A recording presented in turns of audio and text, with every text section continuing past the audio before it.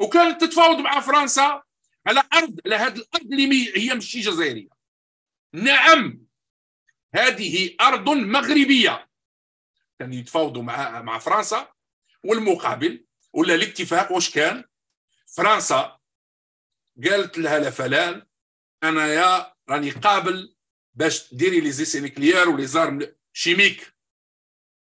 فرنسا منين شافت لا فلان قبل بالشروط نتاعها قالت باللي او موان هادو نحكموا فيهم، لان عارفه فرنسا المغرب ما يقدرش تحكم فيه.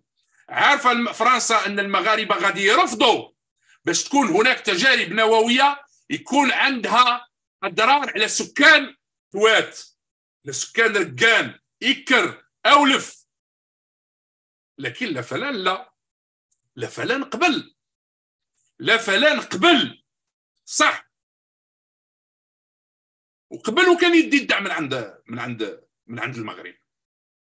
وبالتالي المغرب دفع الثمن، المغرب دفع الثمن، وزاد تحالف هذا النظام الانقلابي مع فرنسا باش يبقى المشكل الصحراء المغربيه في غربها دون حل.